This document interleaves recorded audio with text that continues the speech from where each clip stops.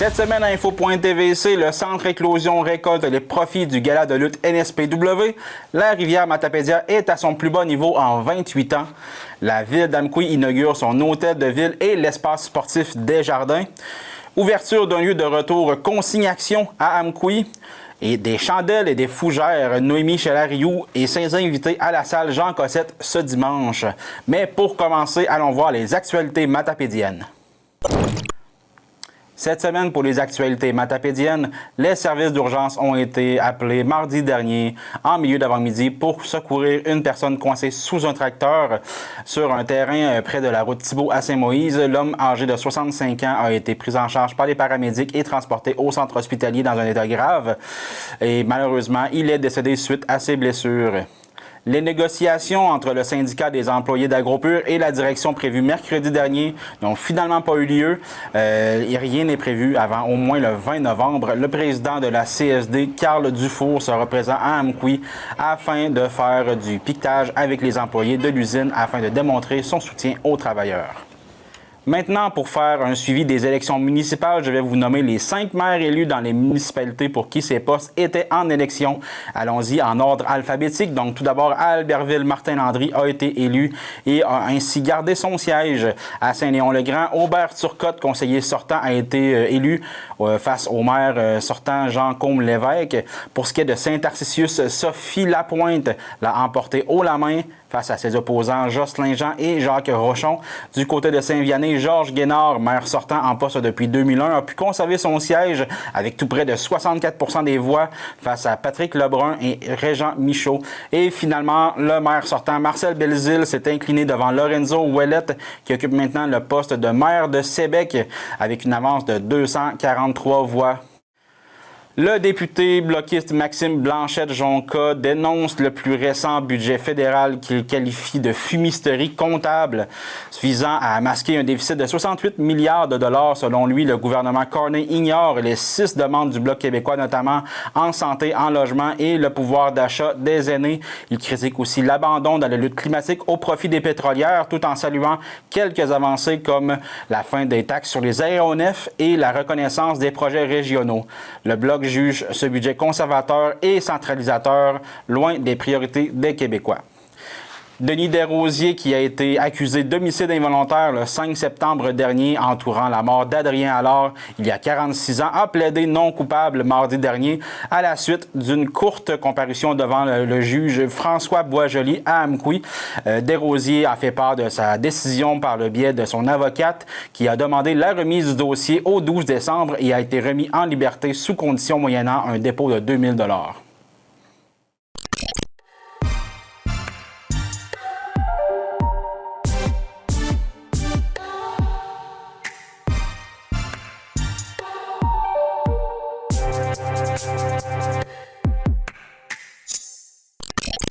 Suite au gala de lutte qui eut lieu en septembre dernier à Cause-Abscale, les profits de l'événement vont au Centre Éclosion afin d'effectuer des travaux. Il y a eu une conférence de presse et nous étions présents pour la remise du chèque. Le gala de lutte, c'est quoi? En fait, c'est... Rodrigue, ça fait 3 ans, 2 ans? 2 ans, deuxième année, oui. Il ramasse des fonds pour aider les organismes de Cause-Abscale. Puis il réussit très bien. Alors, c'est toujours c'est toujours un plaisir pour lui de revenir en force pour remettre et redonner. Ça, je pense que c'est sa plus grande qualité. Il donne. Alors, voilà, fait qu'on est ici pour ça aujourd'hui. Le gala de lutte a attiré environ 350 personnes. Donc, il y avait beaucoup de monde à l'Arena. Ça a eu lieu à l'Arena le 13 septembre dernier, excusez-moi. Puis, il y avait une douzaine de bénévoles derrière ça, en plus de Céline et Rodrigue, là, qui ont mis des heures et des heures pour ramasser des sous, des commandites et tout ça. Donc, je vais laisser l'honneur à ces 2 belles personnes de présenter justement les montants qui vont être remis au Centre Éclosion. Et on va laisser à Céline la première. Bon, bien, moi, je remercie tout le monde. Je sais que Rodrigue va encore remercier. Mais aussi, vous savez, quand on commence une campagne, ça prend le cœur dans la campagne. Moi, ça me prenait le cœur, absolument. Ça fait que, tu sais, j'ai regardé ça, j'ai déjà siégé sur le CA, bon. Mais quand j'ai commencé, Rodrigue, il me disait, Céline, va à telle place, parce que Rodrigue travaillait, fait que, il me disait, va à telle place. Mais quand je me suis aperçue que le centre Éclosion était connu de parents sourds, il me disait, là, tu sais, les entrepreneurs, ils me disaient, ah ben oui, on a eu affaire, ma fille ou telle affaire. Ils sont venus ici pour les visites supervisées. Parce que le but de la campagne, c'était de réparer la maison pour que les visites supervisées continuent. Fait que ça m'a donné des ailes. Vous pouvez pas savoir. Parce que j'étais contente quand j'arrivais en entreprise, puis ils me disaient oui. Fait que c'est ça, je remercie tout le monde, puis je vous aime beaucoup, puis j'ai aimé faire la campagne. C'est tous vos petits montants, votre aide, qui nous a permis d'atteindre l'objectif qu'on a. Puis davantage précieux, votre présence, qui tenait sa bâtisse-là, vivante. Pratiquement tous les jours, ou lors d'un dîner ou lors d'un souper. Je pense que c'est vous autres qui sont le cœur de cette bâtisse-là. Puis je vous félicite de... Quand je suis arrivé à Gozebscal, il y a quelques années déjà, ça a été ma deuxième maison. J'ai demandé à Céline ce que je viens faire à Gozebscal. Moi, j'étais un Cotamcoui, vous me connaissez tous de toute façon. J'étais 78 ans à Mcoui. J'ai arrivé à Gozebscal, c'est bien beau rester à la maison, mais il faut me trouver une place à aller me chouer parce que je vous regarde, je ne peux pas rester à rien faire. Fait qu'on m'a dit, Céline m'a dit, va donc faire un tour à l'Éclosion. J'étais déjà venu de plusieurs années prendre un repas. Ben, il dit, c'est ma place. Ça fait que je suis venu ici, puis je me suis fait des bons amis. Et on a commencé des capes, puis on a eu beaucoup de plaisir. Et par ailleurs, on a déménagé un petit peu à Gozebscal parce qu'il y a eu des services supplémentaires qu'il y avait ici. Bon, ça, c'est mon mot d'André. Maintenant, l'automne passé, après notre gala de lutte, une personne s'est présentée chez nous demandant si on pouvait faire quelque chose pour le centre d'éclosion. Ça fait que c'était, pour ne pas la nommer, c'était Céline Ramon. J'ai dit, on venait de sortir c'est de l'ouvrage. Je n'ai pas besoin de vous le dire, vous le savez. On va penser à tout ça. Mais moi, il y a deux genres de personnes qui m'intéressent, ce sont les enfants et les personnes âgées. Et lorsqu'on parle d'enfants, et qu'on parle d'une place où on reçoit des enfants en difficulté, des enfants des parents, je ne pouvais pas dire non. J'ai dit à Céline, on embarque ici encore une fois. Ben, elle dit, c'est toi le boss. C'est moi le boss, mais c'est elle qui travaille. Ça fait que moi, dans la paperasse, puis les ordinateurs, dans ça, Odile peut être témoin, c'est pas ma force. Sauf qu'on a dit oui. J'ai rencontré des personnes pour me dire que la réparation était dans l'ordre de 39 000 $. Oh. Lorsqu'on fait une activité, comme on a fait l'an passé pour l'école primaire, on redonne ce qui nous reste, c'est facile. Mais lorsqu'on embarque dans une obligation, c'est de 39 000 €. Oh. Là, il faut sortir, rallonger la liste de commanditaires, aller chercher des argents supplémentaires. On a dit oui. On m'a dit au départ qu'on a 14 000 bon, d'une subvention. Il manque juste 25 000. C'est quand même pas si pire. Fait qu'on s'est attaqué à ça. Fait qu'aujourd'hui, on a fait du travail exceptionnel. Aujourd'hui, nous sommes en mesure de vous remettre un montant de 31 949 et 48 sous. 30 net. Bravo! L'avez vu, mon Dieu, ça va attendre. T'as le chiffre? Là, je vais ajouter là-dessus. Je vais ajouter que lorsqu'on fait un gala de lutte, il y a des gens qui sont venus pour la lutte. Mais la cause, et je vais parler de Cédrico, la cause, lorsque j'ai parlé de Denis Bérubé, on venait un petit peu au bout de nos places à aller chercher de l'argent. On s'était dit, on va réussir ça. Fait que, je parle à Denis Bérubé. Je parle pas de Denis, je parle à sa secrétaire. Elle me dit, Denis va vous appeler. Fait qu'il me demande comment je vais avoir. Moi, j'ai beaucoup de donateurs à 1 000 $. Il me dit, Monsieur Bouliane, il dit, vu votre travail, vu que vous vous impliquez, si je vous donne 5 000 $, bon, Mon char a quasiment arrêté de virer, puis il était en vitesse. Ça fait que, écoutez, ça m'a donné encore avec 5 000 de la ville, 5 000 de Nibérubé, beaucoup de milles, je pourrais le mentionner, puis je ne le ferai pas pour pas obliger d'autres personnes à aller voir ces gens-là pour avoir des 1000 piastres. Parce que j'ai d'autres organisations à faire, puis je les garde pour moi. Ça fait que c'est tout ça qui fait. Puis, j'ai encore une fois, en terminant, c'est vous autres qui tiens à cette bâtisse-là, puis je vous félicite, puis je vous aime. Puis continuez à venir ici. Puis, s'il y a d'autres besoins, qu'on parle de jeunes ou qu'on parle de personnes âgées, je parlerai à Céline en dessous de l'oreiller. Merci! C'est touchant ce que M. Boulienne vous remet, pour cet événement-là, puis pour l'éclosion. Vous savez, dans la vie, quand on travaille avec son cœur, on reçoit en double et en triple. Comme Céline dit, ça prenait le cœur pour faire ça. Moi, Rodrigue, je le connais depuis qu'il est conseiller, mais je l'ai toujours connu comme ça. Premièrement, c'est un homme de défi parce que tout ce qu'il entreprend, c'est réussi à 400 %. Ça fait qu'il fait, il fait avec son cœur. Puis je suis contente de travailler avec lui. Puis, je peux vous dire, il apporte beaucoup à la ville. Puis, on ne veut pas le perdre. C'est sûr et certain. Moi, là, je tiens à le remercier personnellement et au nom de tous les autres conseillers qui ne sont pas ici. Rodrigue, je te remercie. Je remercie Céline. Puis, je remercie aussi tout le groupe qui a été de près ou de loin pour aider à cette belle réussite. Puis je suis contente parce que ce qu'il donne à l'éclosion, il va avoir de l'amour barre en bas. Parce que je vois ça, amour et patient et doux, amour, amour. Quand on travaille comme ça, on réussit toujours. Puis je me dis, quand on travaille seul, on avance, mais quand on travaille tous ensemble, on va plus vite. C'est ça. Ça fait que bravo à tout le monde, puis une bonne main d'applaudissements encore pour la gang. Je voulais justement en profiter pour remercier le CA pour la confiance qu'ils m'ont accordée là, en m'octroyant ce mandat-là de direction. Moi, je suis une fille qui vient du milieu de la santé, de l'éducation, mais j'ai toujours eu à cœur justement d'aider concrètement. Puis quand je vois des trucs comme ça aujourd'hui, ça m'émeut honnêtement. Parce que dans la société qu'on vit aujourd'hui, je trouve que c'est incroyable de voir des gens généreux comme ça. Fait que je tiens vraiment sincèrement à remercier M. Bouliane, Mme Lévesque, ainsi que toutes les personnes impliquées dans cette récolte de fonds, en fait. Ouais. Puis, c'est sûr que ça va être vraiment très utile ici. Comme elle disait, c'est certain qu'il n'y a rien qui va être perdu. Puis, ça va surtout nous aider à continuer notre mission.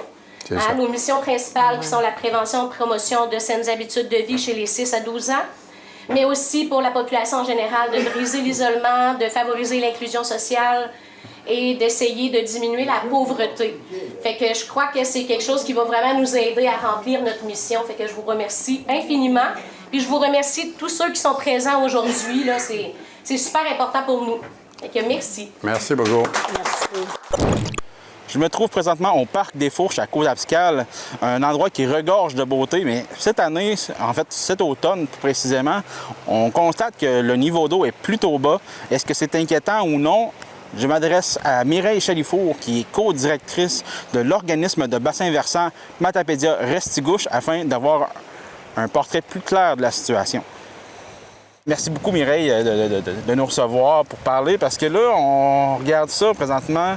L'eau de la rivière a l'air plutôt basse. C'est-tu normal pour ce temps-ci de l'année? C'est-tu quoi qui se produit? Non, c'est vraiment, on est dans des records. Là. On est plus bas que depuis 28 ans d'enregistrement au niveau des niveaux d'eau de la rivière.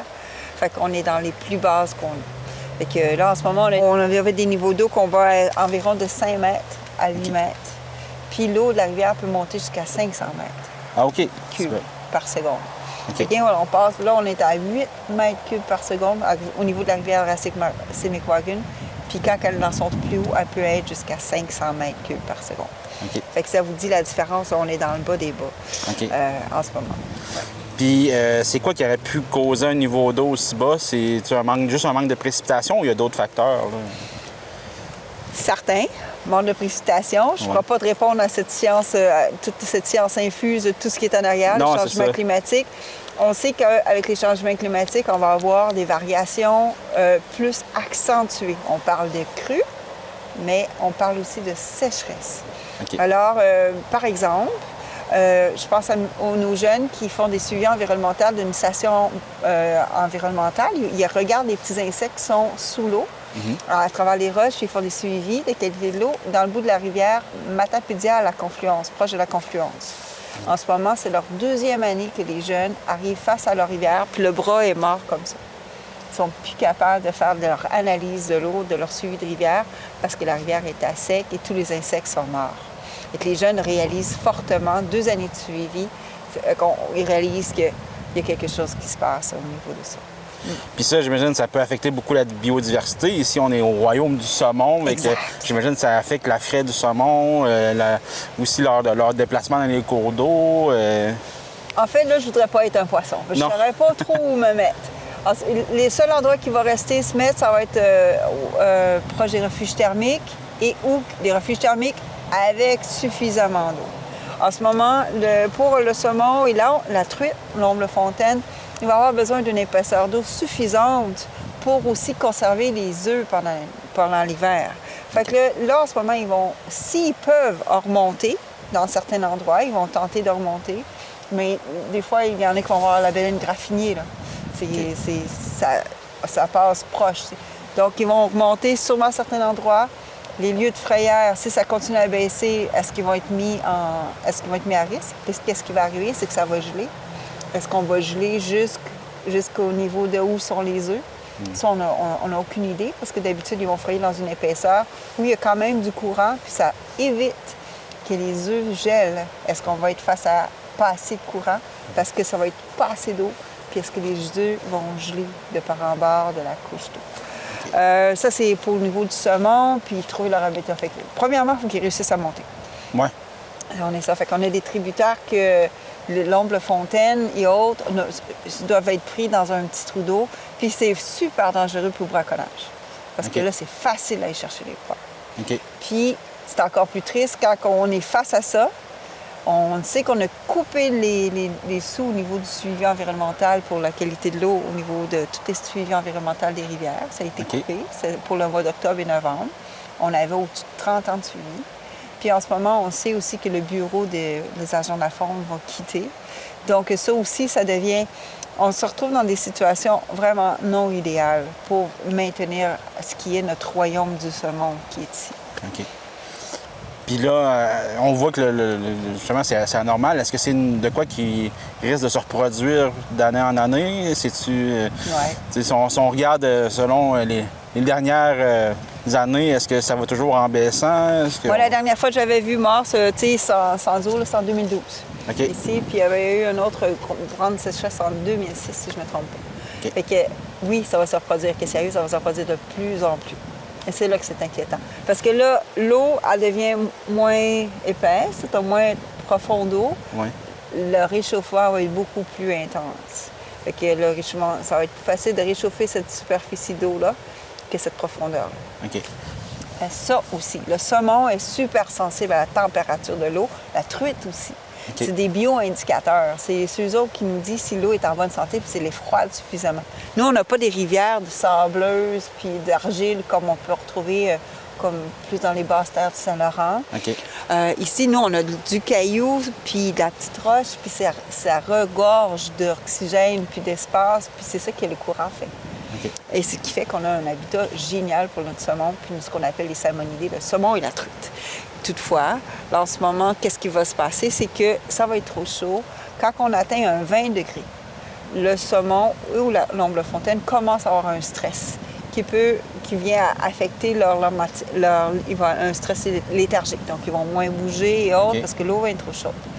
Quand on tope des températures de 23, on risque de la mortalité. Et si ça dure trop longtemps, là, on se retrouve avec de plus en plus de jours où on a de la température de 23 degrés jusqu'à 27 et même 30 degrés observés dans la rivière Estigouche cette année. C'est bon. C'est la température de l'eau. La température de l'eau. Fait que finalement, ce qu'on se retrouve, c'est que les journées, les temps d'exposition de l'eau chaude est beaucoup plus long. Puis là, ça va être encore beaucoup plus long. Heureusement que là, l'été, il est fini. Ouais. Pour eux, ça donne une chance, l'eau va rester froide. OK.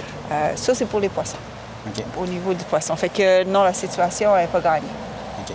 Ça affecte-tu aussi la faune autour, j'imagine, un peu? Tout à fait. Oui, c'est ça, les orignaux, les chevreuils, tout le monde. Tout le monde. Tout le monde, hein. Il y a, les milieux humides se retrouvent à sec. On me disait ce matin qu'il y avait même des huttes. Rebecca Gagnon, qui est notre Oui. co-directrice, Oui. qui expliquait que même il y avait la hutte à castor qu'elle avait vue, là, c'était complètement rendu à sec, certains endroits qui sont en amont. Fait que, puis c'est sûr qu'une hutte de castor, si tu enlèves son eau, elle se retrouve complètement exposée aux prédateurs, donc les coyotes vont y aller. Fait que les castors, on a remarqué aussi une certaine mouvance, ils vont bouger plus vers l'amont. Fait que eux aussi changent, ils s'adaptent. C'est plus facile pour les mammifères de s'adapter un peu en se déplaçant qu'un poisson, il est dans la rivière. Poisson, Il peut pas s'adapter, il peut pas. C'est plus Il n'y a pas de plan B, là. C'est ça. Ouais. Ah, c'est vraiment. On va voir les milieux humides, on va voir les orignales. Quel est l'impact? C'est sûr. Il y a les milieux humides, c'est là qu'on va avoir l'importance de conserver nos complexes de milieux humides. Parce qu'ils sont connectés, les milieux humides, souvent un et l'autre, à travers l'eau souterraine. Puis qu'est-ce qui fait mal en ce moment? C'est qu'on ne connaît pas où et comment circule notre eau souterraine. Okay. On sait où sont nos refuges thermiques. On devine une connexion avec certains milieux humides, avec certains ruisseaux, mais on ne sait pas où notre eau souterraine. Okay. Et c'est ça fait mal. Puis là, on sait aussi, on ne sait pas où elle va, puis où elle est, puis là, l'eau abaisse. Fait que là, on s'imagine que s'il y avait, mettons, des gens qui avaient des puits de surface juste ici, avec ce niveau de l'eau-là, là, l'eau, on oublie ça, la pointe, elle doit avoir commencé à gratter le fond. Oui. C'est-à-dire qu'on peut s'attendre à ce qu'il y ait du manque d'eau cet hiver pour les résidents qui ont des puits artésiens. Qu'aux Abscales, il a commencé à faire des préventions parce qu'il y a d'autres municipalités que j'ai entendu dire dans les plateaux faire des préventions. Pensez-y. En ce moment, on annonce de la pluie 30, peut-être, ça baisse, 40 mm, la queue de l'ouragan Mélissa. La prochaine pluie, peut-être, c'est le 10 novembre. On se retrouve quasi à la mi-novembre. Ouais, après, on va ça peut tomber en neige geler, quasiment rendu ça va geler. là. Un coup que le sol est gelé, il n'y a plus de pénétration de l'eau dans le sol. Ça veut dire qu'il faut qu'on vive avec la réserve qu'on a. Ouais. Là, ça va faire mal. Advenant que ça se reproduise, là, est-ce que nous, en tant que citoyens ou le gouvernement ou quelque chose comme ça, ils peuvent faire quelque chose? C'est vraiment la nature, on peut rien y faire, puis... On peut, du moins, comme je disais tantôt, en forêt, la forêt permet le regorgement. Qu'est-ce qu'il y a en forêt? C'est qu'on a un sol qui n'est pas pavé, qui n'est pas imperméable. Fait qu'on s'assure d'avoir un sol qui va permettre l'infiltration de notre eau. Fait que, à tous et à tous, on a des bilans hydriques pour toutes les municipalités qui sont sur le bord de la rivière, de Sébec à Sainte-Florence. Ils peuvent aller voir sur notre site Internet. Ils peuvent aller cliquer, mettons, que sur leur maison. Ils disent, bon, moi, c'est ma superficie de ma maison. J'ai tant de toit, j'ai tant de stationnement, j'ai tant de pelouse. Puis là, on indique, on a tout calculé pour vous. Vous avez besoin de 2 mètres carrés de pluie. OK. De 2 mètres carrés pour faire un puits, un jardin de pluie. OK. Veux-tu que je recommence ça? Oui. Veux-tu que on recommence complètement? On va recommencer complètement la question. Je vais t'en faire juste retourner là un petit peu parce que je pense que tu as avancé en me parlant. On se rapproche. Je regarde dans ton espace. Ouais. Bon, on va recommencer la question au complet. Puis comme ça... Bon, advenant que ça se reproduise, là, que l'eau est basse comme ça, est-ce que nous, en tant que citoyens ou le gouvernement ou quelque chose, peut faire quelque chose pour ça, pour prévenir ça? J'imagine que non, c'est Dame Nature un peu qui gère ça, là. Tout à fait, Dame Nature va gérer ça, mais nous, on peut gérer notre milieu. On a ce pouvoir-là. Tu sais, faut pas être... on peut être fataliste ou on peut dire, je vais agir sur où que j'ai un pouvoir. Donc, on a un pouvoir sur capter l'eau à la source. Fait que capter l'eau à la source, s'assurer que l'eau vient s'infiltrer. On a tous des toitures, on a des entrées de gravier, des entrées de béton et autres. Assurer que cette eau-là retourne dans la nappe phréatique pour venir réalimenter. Parce que là, en ce moment, la rivière, elle vit de la nappe phréatique. Fait qu'il faut vraiment aller la réalimenter puis de s'assurer ça. Il y a des rivières qu'on a été regarder où il y a plus de forêts, plus de milieux humides, et ces rivières-là ne sont pas dans une situation dramatique comme se retrouve la rivière Matapédia en ce moment. Okay. Ça, c'est la rivière Blanche, mettons, à Matane. Ouais. On est à côté. Ouais. C'est la même affaire, mais il y a plus de couverts forestiers et autres. Donc, qu'est-ce qu'on peut faire, nous, dans notre vie, dans notre milieu de vie, dans nos maisons, des jardins de puits? Récupérer l'eau. Récupérer l'eau aussi pour qu'elle aille s'infiltrer dans le sol. L'économie d'eau potable aussi, là, ça va venir jouer. Donc, ne pas arrêter de laver sa pelouse, de laver son stationnement ou avec l'eau. J'en vois encore. Donc, ça va être l'économie d'eau potable, l'infiltration de l'eau, la gestion de l'eau, toutes les tendances qu'on poussait vers ça vont devenir quasi des obligations, pas des obligations, mais un mode essentiel de travailler et puis de maintenir collectivement cette ressource qui est l'eau. Merci beaucoup, Mireille. Parfait, ça me fait un grand plaisir. Si on a besoin de plus d'informations, on peut vous contacter à l'OBVMR si on a des questions, j'imagine. Oui. Puis si vous voulez savoir quelle grandeur est votre jardin de puits, puis vous vivez dans la ville de Sébec, Val-Briand, Amqui, Lac-Saumon, dans la vallée de la Matapédia, pas mal, ou c'est... C'est ceux-là qui sont proches de la rivière. OK. Vous avez votre bilan hydrique résidentiel, fait que vous pouvez aller voir combien de grammes faut que vous fassiez votre jardin de puits. On a un guide de jardin de puits qui est possible. Commencez à y penser, c'est faisable. Donc, si vous avez besoin de conseils, aussi, on est là, l'organisme de bassin. Parfait, on va mettre l'adresse au bas de l'écran. Parfait. Merci. Merci. Le 27 septembre dernier était l'inauguration de la nouvelle hôtel de ville d'Amqui ainsi que de nouvelles installations récréo-culturelles dont le parc de planche à roulettes et un nouveau terrain de basketball. Donc, on va en parler avec Sylvie Blanchette qui est venue ici en studio. Aussi, on va pouvoir mettre des photos parce que malheureusement, la TVC ne pouvait pas être là. Mais moi, j'étais là comme photographe. Donc, c'est mon petit à côté. Ma deuxième vie est une vie de photographe. Puis, on va mettre des photos pendant l'entrevue pour vous montrer un peu comment s'est déroulée cette belle journée-là. Merci beaucoup, Sylvie, d'être avec nous. Le 27 septembre dernier, c'était quand même un jour de fête à Amqui. C'était l'inauguration du nouvel hôtel de ville, puis aussi des nouvelles installations, là, de diverses installations qu'il y a eu dans les rénovations, dans les travaux, dans la cour, là, où est-ce que l'aréna puis le centre communautaire. Est-ce que tu veux me parler de comment s'est déroulée cette journée-là? D'abord, merci de l'invitation ici à la TVC. Ça a été une journée extraordinaire. C'était d'abord, on avait convié. L'inauguration devait se passer au début septembre. Oui. Mais il y avait des choses qui n'étaient pas prêtes. L'asphalte n'était pas encore posé. Fait que puis, il y avait des finalités qui n'avaient pas été complétées. Fait qu'on voulait quand même, au moment de faire l'inauguration, que les gens puissent faire comme nous, faire « wow ». Donc, c'est pour ça que ça a été retardé, parce que l'asphalte a été faite. Donc, le 27 septembre, lorsque ça a eu lieu, on a convié les gens et le public a répondu présent. C'était vraiment extraordinaire. On a eu d'abord une présentation au début et ensuite, que les gens pouvaient visiter le nouvel hôtel de ville.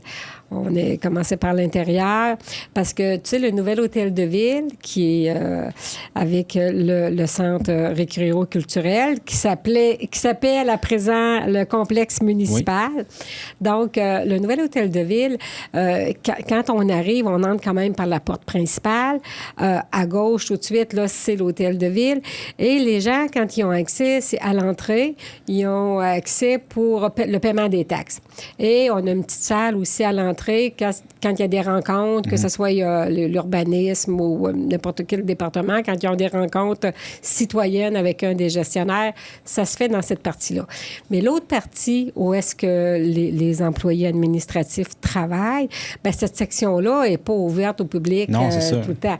Donc, les citoyens d'Amqui, ou d'ailleurs, tous ceux qui se présentaient, avaient l'occasion de visiter tous les espaces de l'hôtel de ville. Donc, c'est ça. Fait que ça a été vraiment... on a dépassé même un peu l'horaire qu'on avait prévu pour ça parce que, comme je te dis, les gens ont répondu présent. Oui.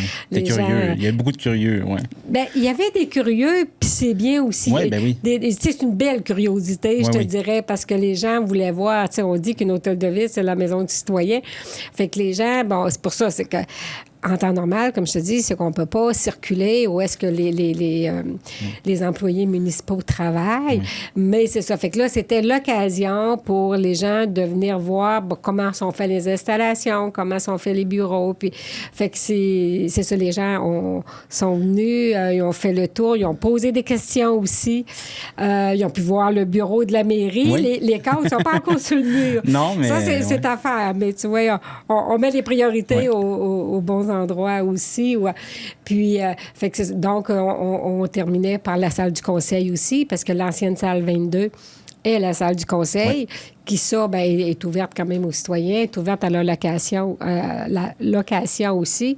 On a la salle du conseil qui se divise en deux, donc il y a 2 possibilités.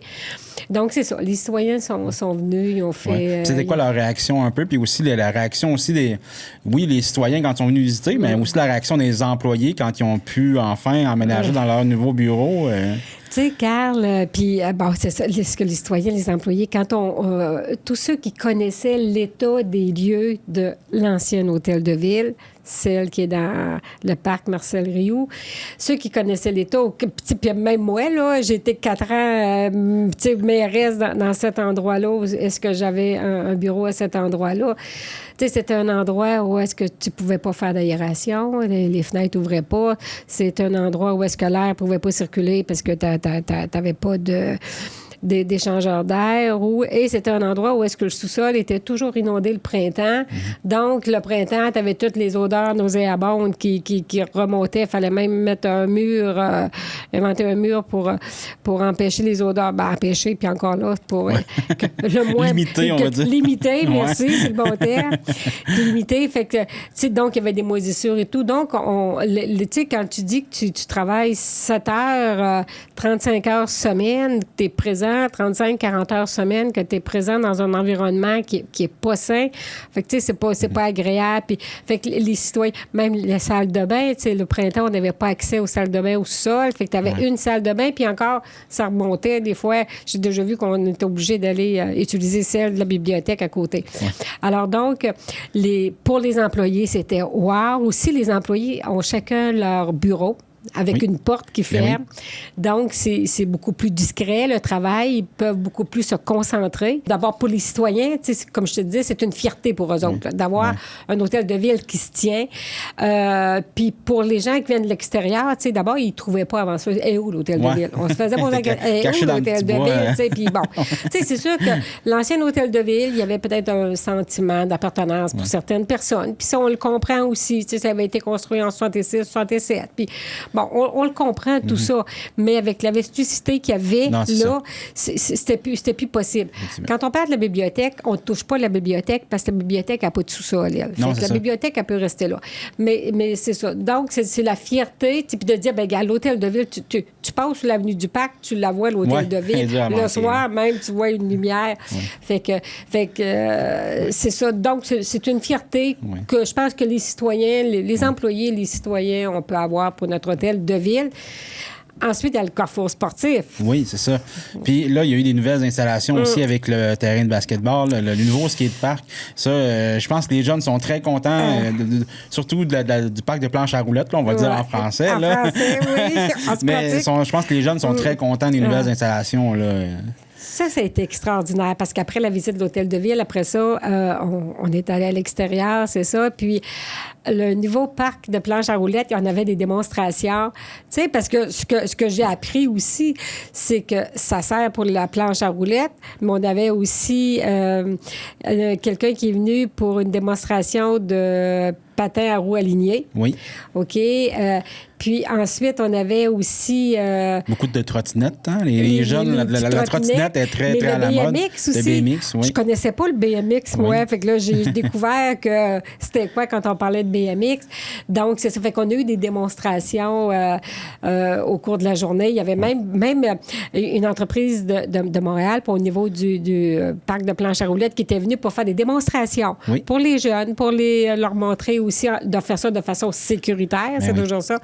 Mais tu sais, les gens, quand ils ont vu qu'on faisait des travaux, ont eu peur de perdre cette... tu sais, l'installation qu'on avait aussi, avant ça, elle était comme en aluminium, là. Puis c'était très, très bruyant. bruyant, tandis qu'à présent, c'est en ciment. Donc, tu ne l'entends pas pour les voisins, tu sais, qui sont tout proches, tout près. C'est que c'est beaucoup plus... beaucoup moins bruyant. Ouais. Donc, c'est ça. Fait qu'on a le fameux... terrain pour le planche à roulettes, mais on a aussi le terrain de basket. Oui. Tu sais, ça, c'était demandé depuis longtemps, ça, le terrain de basket. Fait que il y a ça qui a été installé aussi, qui est tout nouveau, qui a été inauguré. Et on a notre nouveau bloc sanitaire. Oui. Tu sais que c'est important parce qu'on n'avait plus de bloc sanitaire. Tu sais, les gens qui jouaient, parce qu'on a beaucoup de plateaux sportifs à présent, et les gens qui étaient à l'extérieur, ben il n'y avait pas de bloc sanitaire, tu sais. Tandis que là, ben, on a un nouveau bloc sanitaire avec deux salles de toilettes. La façon que c'est fait, c'est qu'il va y avoir de la plantation d'arbres aussi pour avoir des canopées l'été, pour que les gens aillent s'asseoir. On a des bancs, tu sais, que les gens vont pouvoir s'asseoir. Donc, les personnes qui ont besoin d'aller à une salle de bain, ben ils vont en avoir une extérieure. Fait que ça aussi, c'était très, très important dans tout ce réaménagement-là qu'on avait à faire. Le parc s'appelle toujours Pierre-Olivier Fournier. Et c'est ça, les parents de Pierre-Olivier Fournier étaient présents lors de l'inauguration de ce terrain-là, parce qu'on sait que c'est grâce à Pierre-Olivier, toutes les démarches qu'il avait fait aussi au départ, que le terrain de basket a été fait. Ensuite, il y a d'autres jeunes aussi par la suite qui se sont présentés. Des amis de Pierre-Olivier qui sont venus. Des amis de Pierre-Olivier, c'est ceux qui étaient là. Il y avait aussi Étienne, que j'oublie son nom de famille, mais Étienne qui était là aussi, parce que les autres, je me souviens, moi, quand j'étais en 2017 à peu près, c'est que les jeunes étaient venus aussi pour améliorer ce parc-là. Et fait qu'aujourd'hui, c'est ça. Fait qu'on a souligné que ça s'appelle toujours le parc Pierre-Olivier Fournier avec les parents de Pierre-Olivier. Et aussi, pour les gens qui étaient présents, c'est que même le vélo de Pierre-Olivier était sur place, son vélo à lui-même. Mais il y a aussi des citoyens qui ont eu l'initiative de peinturer un vélo, un BMX, rose aussi, qui nous ont amené là, et que les gens ont pu signer lors de la journée. Et ce vélo-là, après, celui qui avait été peinturé, parce que lui de Pierre-Olivier, les parents le conservent, puis c'est très précieux pour eux. Fait que l'autre vélo, c'est que qui a été signé, fait que les gens sont revenus le chercher après, ils ont mis un clear dessus, le terme français, ça. Ils ont mis, hey, ce vélo-là va être installé. On a un endroit stratégique, là, il va être installé permanent, fait que ça va être vraiment dans le parc qui s'appelle le parc Pierre-Olivier Fournier, avec le vélo qui va être installé là. Là, est-ce que la Ville prévoit de nouvelles infrastructures récréatives, communautaires? Parce que là, c'est déjà un gros morceau qui vient d'être fait, mais il y a d'autres projets qui s'en viennent possiblement ou d'aide. On va dire que c'est encore dans les boîtes. Oui, c'est encore des boîtes, parce que là, c'est des gros projets. Puis comme je te dis, tu sais, c'est des projets de longue haleine. Là, parce que pour réaliser ces projets-là aussi, ça prend des subventions, fait que c'est toujours de longue haleine. Là, c'est sûr que ce qu'il faut, c'est connaître d'abord dans quel état notre aréna est, parce que c'est des demandes qu'on a au niveau de l'aréna. On sait que l'aréna, tu sais, qui est aussi dans la cour du Carrefour sportif, a besoin. Donc là, ce qu'on va faire, c'est le carnet de santé de l'aréna pour connaître son état, pour ensuite évaluer, ce serait quoi les coûts pour, est-ce qu'on peut rénover l'aréna? Qu'est-ce que le carnet de santé va nous dire? Pour ensuite chercher des subventions pour faire les travaux qui vont avoir à être faits au niveau de l'aréna. Fait que ça va être ça pour l'aréna. Ensuite, il y a le terrain de Balmol que les gens nous avaient demandé qu'il soit agrandi. Tu sais, dans nos travaux, les gens en disaient, encore là, c'était des travaux qui étaient, ça a l'air de rien, mais ça coûtait très cher d'agrandir quand même le terrain de Balmol. Donc, ce qu'on a fait, c'est que la façon que la configuration est faite dans la cour du Carrefour sportif, c'est qu'éventuellement, dans les années futures, que ce soit à court, moyen ou à long terme, c'est que si on a les argents puis que ça devienne des priorités, c'est qu'il y a une possibilité d'agrandir le terrain de Balmol pour que ça soit plus grand pour ceux qui sont les plus vieux qui veulent faire des coups-circuits plus loin, qui aura une possibilité. Mais il y a cette possibilité-là toujours qui est au niveau des je te dirais, des plateaux sportifs, là, si on parle de plateaux sportifs. OK. Puis pour terminer, est-ce qu'il y a du du développement dans le projet de déconstruction de l'hôtel, de l'ancien hôtel de ville? Parce que là, je sais que vous avez déjà trouvé les entreprises qui vont participer au projet. Ils vont parler peut-être d'une consultation là, pour qu'est-ce qu'on fait avec cet espace-là, mais je vais vous laisser y aller. Bon, c'est ça. C'est que l'hôtel de ville, même dans notre programme PRAFI, on a eu notre subvention pour construire notre nouvel hôtel de ville, mais on avait aussi une subvention à ce moment-là qui avait été demandée et on a une pour la démolition de l'hôtel de ville. Sauf qu'en cours de route, c'est qu'on s'est dit, tu sais, démolition, on est en 2025, là, on commence à parler de déconstruction ailleurs. Fait que, essayons de voir, nous, parce que si tu démolis, ça veut dire que tu mets la pelle là-dedans, tu écrases tout ça, puis tu envoies ça dans les sites d'enfouissement. Et on sait que les sites d'enfouissement, ben, tu sais, ça coûte de l'argent d'abord les envoyer là, et ça n'a pas une durée de vie éternelle, ça. Donc, ce qu'on regarde, c'est est-ce que c'est possible de faire la déconstruction? Donc, on a donné des mandats. La visite a été faite au niveau de l'établissement de l'hôtel de ville pour voir qu'est-ce qu'il y a là-dedans, ça, est-ce que c'est récupérable, est-ce que ça ne l'est pas, est-ce que... Fait que c'est qu'on attend, ce rapport-là, mais à côté de ça aussi, après ça, on va voir, là, parce qu'on voudrait que ça avance pour 2026, là, ce projet-là, parce que la subvention doit être dépensée avant le 31 décembre 2026 pour démolition, où on essaie aussi de voir des constructions, si ça coûte plus cher, on essaie d'avoir plus d'argent aussi, là, ce qui n'est pas évident à ce temps-ci. Mais on a aussi fait le plan directeur des parcs et des espaces verts, qu'on a donné le mandat à une firme qui, justement, a fait toutes les études de nos parcs et des espaces verts, parce que le parc Marcel Rioux, où est-ce que l'hôtel de ville est, fait partie de nos parcs. Donc, ils sont à finaliser leur rapport et avant de terminer, c'est qu'il va y avoir une consultation citoyenne qui va être faite aussi. Et justement, les gens vont être appelés là, à une consultation citoyenne dans les jours à venir. Puis, ensuite de ça, pour avoir le rapport, pour voir qu'est-ce qu'on fait avec cet espace-là. Et les autres aussi, là, les améliorations, qu'est-ce qu'on a, qu'est-ce qu'on peut améliorer. Parfait. Bien, on attend des nouvelles de cette consultation-là qu'on va suivre de près. Absolument. Merci beaucoup, Sylvie. Merci de l'invitation. Merci à toi. Merci. Un lieu de retour Consignation a ouvert ses portes au 304 boulevard Saint-Benoît-Ouest à Amqui, qui est dans la même bâtisse là, que la firme de comptable Raymond Chabot et Aquazone, ce qu'on appelait anciennement là, la conciergerie d'Amqui. C'est là-dedans. Donc, c'est vraiment un lieu pour apporter vos contenants consignés. Je m'entretiens avec Jean-François Lefort, qui est vice-président stratégie à l'Association québécoise de récupération des contenants de boissons, qui nous donne plus d'informations. Bonjour, M. Lefort. Merci d'être avec nous. Consignation, en fait, je veux savoir, c'est quoi l'origine, c'est quoi sa mission en première des choses, c'est ça que j'aimerais savoir, là, démystifier ça. Là. Absolument. Donc, si je prends un petit pas de recul, Consignation, on n'est pas le gouvernement, on est un OBNL où les membres sont les producteurs qui mettent en marché les contenants consignés au Québec. Ils ont une responsabilité réglementaire à être membres chez nous, puis se préoccuper des contenants qu'ils mettent en marché. Donc, nous, c'est notre raison d'être, c'est de gérer le système de consigne au Québec. Le règlement a été écrit par le ministère de l'Environnement et c'est très important parce que parfois, les gens pensent que nous, on est le gouvernement, qu'on est associé au gouvernement, que c'est nous qui avons écrit le règlement.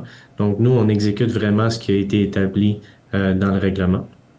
Et contrairement à ce que les gens pensent aussi, Consignation, la QRCB, existe depuis février 2023. Les premiers employés sont arrivés fin février 2023 et depuis, on a fait 2 modernisations de la consigne qui ont été justement prescrites par le gouvernement. 1er novembre 2023, où tous les contenants en aluminium sont devenus consignés. Parce qu'avant, on se rappelle, boissons gazeuses et bières, les contenants d'eau, par exemple, en un canne d'aluminium, n'étaient pas consignés. Et au 1er mars 2025, tout ce qui était plastique prêt à boire 100 ml à 2 litres est devenu consigné. Donc, on parle de la bouteille d'eau pétillante, jus, lait, spiritueux, par exemple. sont devenus consignés. La prochaine phase, qui est 1er mars 2027, où on va ajouter le nouveau verre. On se rappelle, dans l'ancien système, on avait la bouteille de bière, par exemple, qui était consignée.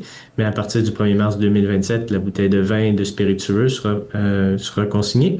Et le carton multicouche, donc lait et jus, par exemple, vont devenir consignés. En bout de ligne, après tout ça, il va y avoir environ 5 milliards de contenants sous consigne au Québec. OK. Et c'est plus ou moins 2 fois le volume qui existait avant le 1er novembre 2023.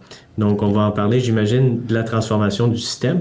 Mais en gros, le gouvernement a doublé le nombre de contenants consignés et on a rajouté des matières quand même complexes à gérer. Donc, c'est la modernisation et la transformation du réseau en cours. OK. Puis là, il y a 3 types de consignation, on va dire. Il y a le retour en magasin qu'on connaît, là, qu'on rentre les canettes, puis qu'on a notre petit coupon, on va voir la caissière. Mais là, ce qui est ouvert à Amqui, c'est un consignation, c'est un lieu de dépôt. Puis il y a 2 types de lieux de dépôt. Est-ce que vous pouvez me démystifier le consignation plus, là, rapidement? Là? Absolument. Donc, si on retourne au moment où le ministère écrivait le règlement, le retour de la consigne se passait chez les détaillants. C'était comme ça depuis 40 ans. C'était dans les machines à l'unité ou au comptoir de service. On vient de parler de l'augmentation de volume, on vient de parler de le type de matière qui va changer, qui va être plus complexe à gérer. Donc, le PDG de Consignation, même sans obligation réglementaire, mis sur pied, inventé un réseau qui est aujourd'hui le réseau Consignation Plus, qui est centré autour de l'utilisateur. Et ça, c'est en fonction d'une obligation qu'on a au règlement qui est de récupérer 90% des contenants qui sont mis en marché d'ici 2032. Donc, si on est à 5 milliards de contenants, c'est environ 4,5 milliards de contenants qui doivent être récupérés. C'est-à-dire que les citoyens doivent adhérer. On doit être en mesure de recevoir ce volume, tant des citoyens, mais aussi des restaurants, des lieux publics éventuellement, par exemple. Donc, les Consignation Plus qui sont des gros volumes. On parle de 25 à 30 millions de contenants par année. Un Consignation entre 7 et 10 millions par année. Et un zone Consignation qui sont des solutions modernisées, adaptées, qu'on fournit aux détaillants visés pour qu'ils les opèrent. Puis c'est des solutions externes à l'extérieur du magasin d'habitude. OK. Très important que le règlement prévoyait que le retour des contenants consignés, parce qu'on se rappelle, Consignation Plus n'existait pas comme concept, n'existe ailleurs au monde à part ici au Québec. Le retour de contenants était pour être chez les détaillants. Donc, un gros enjeu, on part de 2,5 milliards de contenants, on est à 5 milliards de contenants visés sur une base annuelle, et la capacité d'un détaillant est environ, dans l'ancien système, 1,5-2 millions de contenants et on surchauffe. Donc, c'est pour ça les différents volumes, c'est pour ça les différentes solutions. On a une application mobile aussi qui peut être utilisée pour recevoir les remboursements électroniques. Donc, j'ai deux choix. Dans un Consignation Plus ou un zone Consignation, je peux être remboursé sur place.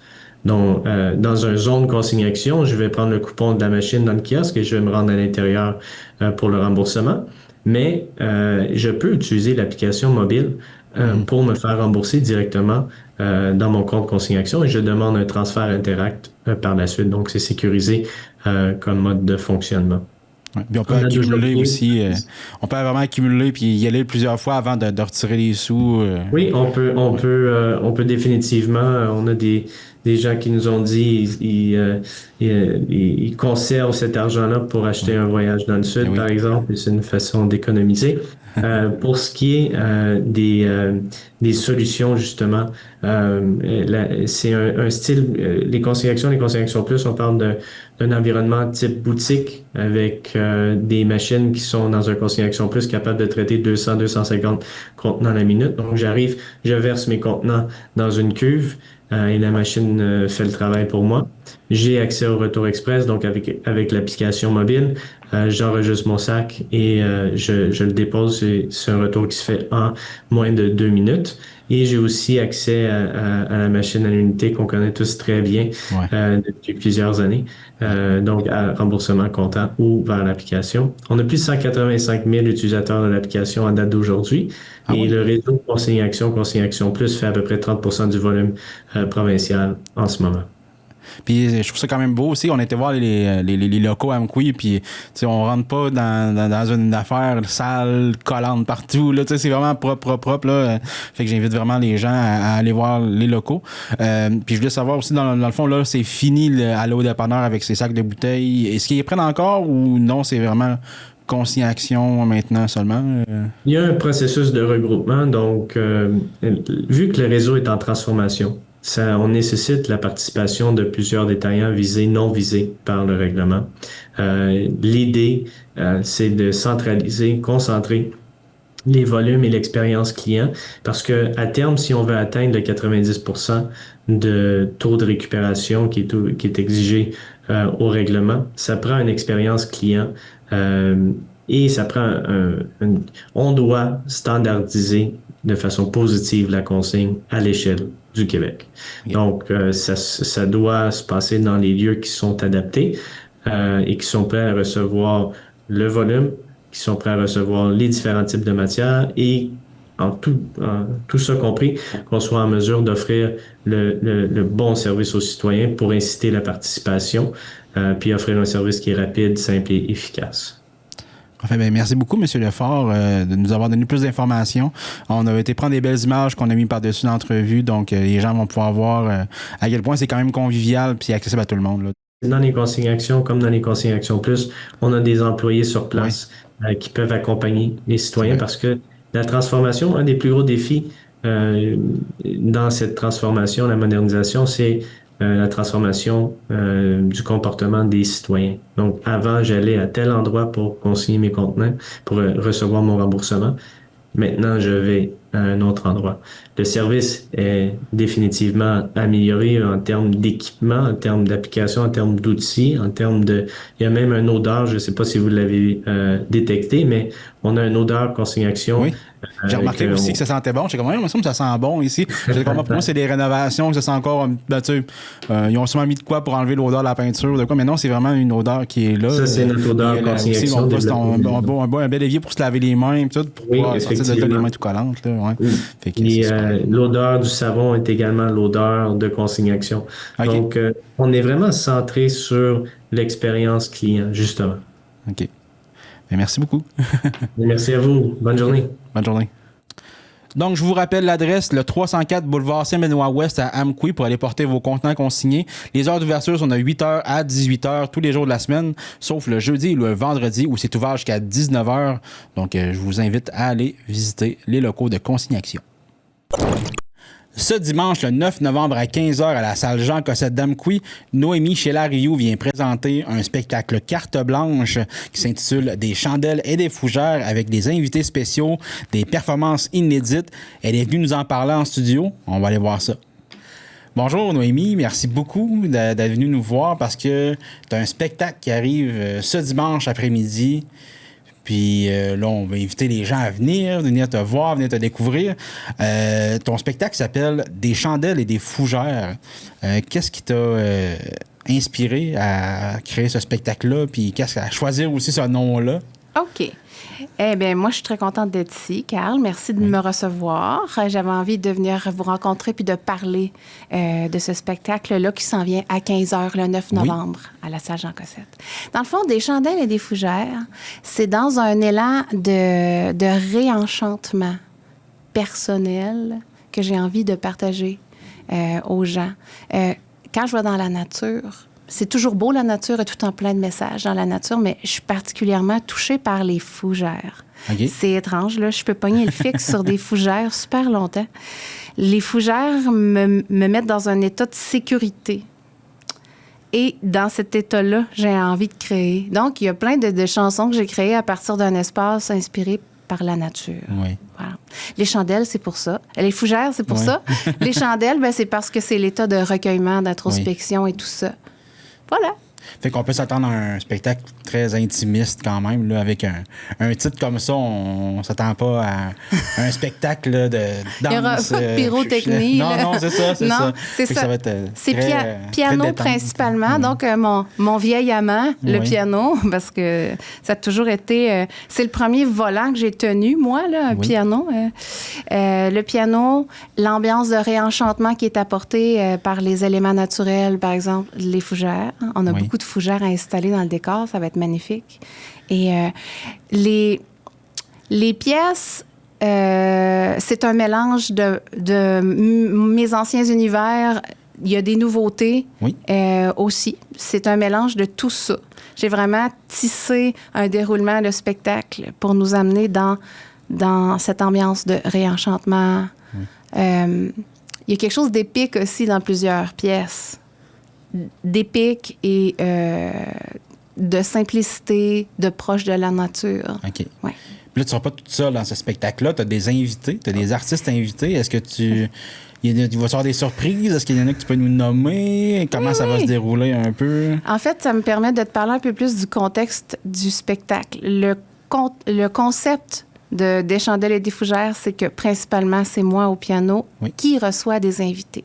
Donc, là, étant donné que j'ai la chance de faire une belle carte blanche à la salle Jean Cossette avec Diffusion Mordicus, j'ai invité des artistes que j'ai rencontrés en habitant ici. Donc, je vais vous les nommer avec plaisir. Donc, sur scène, je vais avoir Johnny Arsenault qui va agir comme guitariste et aussi comme artiste invité parce qu'il y a une place dans le spectacle où il va nous présenter une de ses chansons que j'aime beaucoup. Il va aussi avoir l'artiste Marie-Lou Brière-Bertolotte qui est connue par M-Lou. Oui. Qui est une autrice, compositrice, interprète. Ça m'a fait du bien de la rencontrer, cette fille-là. On est du même âge, on travaille fort les deux depuis des années. Elle écrit ses chansons, elle fait des œuvres magnifiques. Elle va être présente comme choriste et aussi comme artiste invitée. Et on a aussi un moment duo ensemble, un moment où on va être ensemble. Et la dernière qui s'est ajoutée aux invités, c'est une rencontre que j'ai faite assez spontanément ces dernières semaines, mais ça a été un gros coup de cœur, c'est Véronique Bilodeau. OK. Qui va aussi venir présenter une de ses chansons et on va être... on a un numéro où on est en duo. Donc, beaucoup de moments inédits à ne pas manquer ce dimanche. Est-ce qu'il y a un message ou une émotion particulière que tu souhaites que les gens retiennent en quittant la salle Jean Cossette ce dimanche? Bien, en fait, si les gens ressortent de la salle en se sentant en paix et vaste à l'intérieur d'eux, en se sentant réenchantés, je vais avoir, je peux dire, mission accomplie. Oui. Ouais. Est-ce que tu as d'autres projets aussi que tu voudrais nous partager qui s'en viennent bientôt, des dates à retenir? Oui. Donc, pour ce qui est de Des Chandelles et des Fougères, nous sommes en train de travailler sur une petite tournée des dates qui vont sortir en 2026. Donc, cette carte blanche-là va pouvoir avoir permis de créer un spectacle peut-être qui va être diffusé ailleurs aussi. D'où l'immense privilège. Je me sens hyper chanceuse d'être reçue comme ça dans la salle de notre diffuseur matapédien. Oui. Effectivement, ce spectacle-là sert à construire une tournée qu'on va vouloir afficher en 2026. Okay. Et pour ce qui est des autres projets connexes, évidemment, on est toujours sur la tournée Pigeon d'Argile 30 ans de Kevin Parent, dont je fais partie. Donc, j'ai à vivre cette belle expérience-là un peu partout au Québec. Tu sais, comme là, en novembre, on s'en va en Abitibi. J'ai jamais été en Abitibi de ma vie. Mais c'est cool. On y va en formation avec les musiciens. On s'en va faire le spectacle des 30 ans de Pigeon d'Argile. C'est cool. Super, là. ça. Ouais. Oui, parce qu'il y a eu beaucoup de dates quand même. Tu t'es promené un peu partout au Québec avec cette tournée-là. Oui! Fait que c'est fait découvrir un peu partout aussi. Fait que exactement. c'est un beau privilège en ce sens. Oui. Et puis pour terminer, j'aimerais savoir où est-ce qu'on peut t'écouter, consommer ta création. On va où pour faire ça? Ah oui. Évidemment, ma musique est disponible sur toutes les plateformes. Oui. Toutes les plateformes. Donc, en 2018, j'ai sorti un album acoustique. Ça s'appelle À la vitesse du pas. Il est disponible sur toutes les plateformes. J'ai aussi sorti 4 extraits depuis 2023. Donc, mettre à jour, te dire que je t'aime, je m'enfuis vers mon bonheur et de la vie à mon temps. Ce sont des extraits où il y a un super beau visuel aussi. Donc, c'est aussi des vidéoclips. Donc, j'invite les gens à me suivre et découvrir ces extraits. Merci beaucoup, Noémie. Ça me fait plaisir. Pour nous joindre, composez le 418-629-4503 ou écrivez-nous à journaliste@tvcmatapedia.com. Restez à l'affût de toutes nos activités en nous suivant sur Facebook. Vous pouvez également regarder nos émissions en vous abonnant à notre chaîne YouTube. C'est ce qui conclut cette édition d'Info.tvc. Revenez-nous la semaine prochaine pour plus de nouvelles et n'oubliez pas le bingo de ce dimanche. Merci.